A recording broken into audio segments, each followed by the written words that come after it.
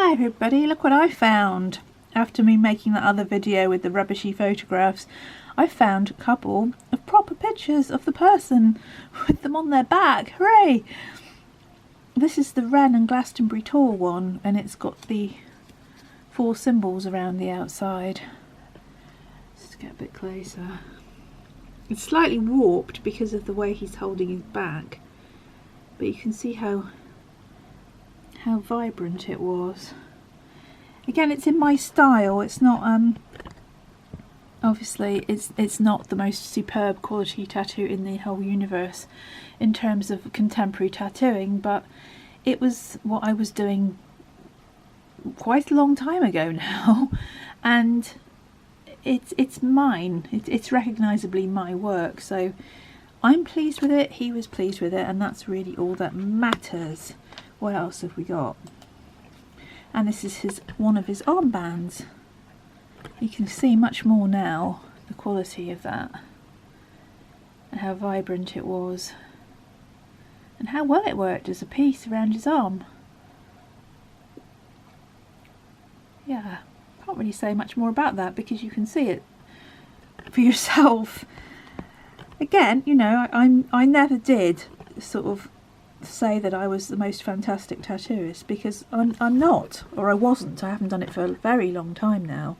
Another thing that my body prevented me from doing for very long because of the pain that it caused me. But when I did do it, I did my very best, and I hope, as I explained in the other video, it was very, very, very, very, very nerve-wracking for a sensitive person like me who would hate to have ruined something on somebody's arm. It was very intense and quite powerful experience between me and the person that I was working with. It got quite intimate and close because it was such a, I knew it was so important to them, and it was desperately important to me. So yeah, they resonate, and they're bright and bold, and they look like my work, and that's really, you know, all I can hope for, really, that I've done a good job, that they look like my work and nobody else's, and that the person was happy. And I think that he was, because he kept coming back.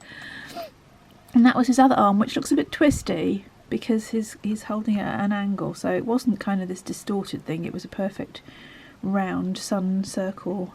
And these were all based on his, sorry, I'm getting interference there on the screen. These were all based on his Wiccan and Druidic beliefs and practices, and they meant a lot to him, and we designed them together. And yeah, so you got the mistletoe in there, and the acorns and the oak leaves, and the sun knots, and it all went round the side. You can see the leaves kind of went round the side of his arm, so we're not seeing the full thing, and it is a bit sort of skew whiff because of how he's holding his arm. But it's better than what I showed you earlier, you have to agree, I'm sure. And finally, this was a friend of his called Julian, and this was his design, his own personal design with leaping hounds and the moon and the stars and the constellations, and yeah, not the greatest photograph in comparison to the other two, but better, and nice to be able to show you, you know, that clearly that they're actually on a person. I think that's just been done. Look how red it is around there. I always had a thing about when I had to do a perfect circle for the moon, but thankfully, and straight lines of course, but circles, like, but thankfully they always came out pretty damn good, which is, you know, I'm just relieved. Relieved that it happened, that there was never any problem with that, because I would be mortified for the rest of my life if I'd have disfigured somebody. I took it extremely seriously, and as I think everybody should. Things were so different then, in those days, when I was doing it. One, there was very few female tattooists doing anything. Tattoos were not 10 a penny. They were still seen as a bit kind of There were still codes about what you should and shouldn't tattoo.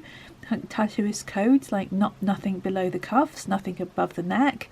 And now people are having, I cringe, but it's true, people are having eyeball tattoos, and they're, you know, you can go to a checkout in a supermarket and literally everybody has got them all over their neck and hands, and well, not everybody, but they're very, very common.